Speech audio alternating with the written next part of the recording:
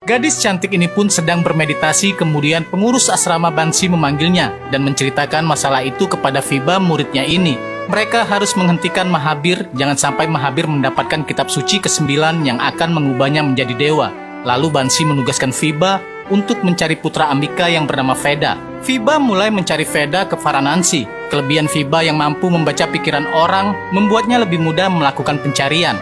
Fiba bertemu dengan seorang Agora yang pernah membesarkan Veda. Agora menyebutkan sosok Veda sangat unik dan cerdas. Suatu malam Veda melihat bintang jatuh ke arah timur. Veda merasa bintang itu memanggilnya, sehingga dia pergi ke Kolkata. Fiba pergi ke Kolkata sesuai petunjuk yang didapatkan. Dia memanfaatkan kemampuan membaca isi pikiran orang sehingga mengetahui lokasi Veda.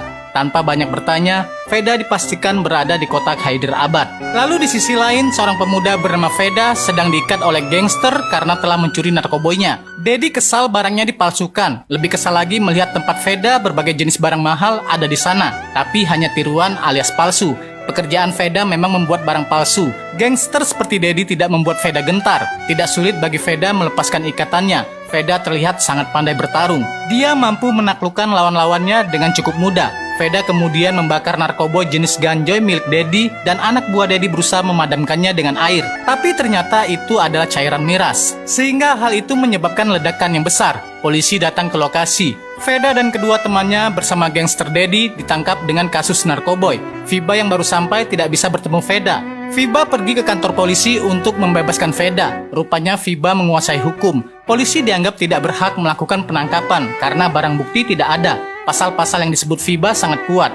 Veda dan yang lainnya sampai tercengang. Polisi terpaksa mau melepaskan semua tahanan yang bersama Veda, tapi polisi akan melacak identitas gadis yang membela gangster narkoboy itu. Kebaikan Fiba tidak diperdulikan oleh Veda. Dia pergi tanpa mengucapkan terima kasih. Tapi Fiba datang lagi menemui Veda di tempatnya. Seperti biasa, Fiba berusaha membaca isi pikiran orang. Tapi kali ini Fiba gagal mengakses pikiran Veda. Sikap aneh Fiba membuat Veda heran. Veda merasa tidak pernah mengenal gadis kaku di hadapannya itu. "Kenapa kamu mencari saya?" tanya Veda. Fiba tidak ingin membuang-buang waktunya. Dia menjelaskan takdir Veda yang menjadi pelindung kitab suci ke-9. Veda juga harus secepatnya mendapatkan senjata Mirai untuk melindungi kitab suci. Penjelasan Fiba tadi membuat Veda bingung. Fiba terlihat seperti orang gila di mata Veda dan temannya. Fiba pergi membiarkan Veda dalam kebingungan. Satu hal yang dipastikan, Veda memang orang yang dia cari. Kabar baik itu dikirim ke asrama menggunakan burung merpati seperti zaman kerajaan dulu. Selanjutnya Fiba masih berusaha mendekati Veda. Fiba meminta Veda melakukan mudra atau gerakan tangan khusus agar menyadari jati dirinya.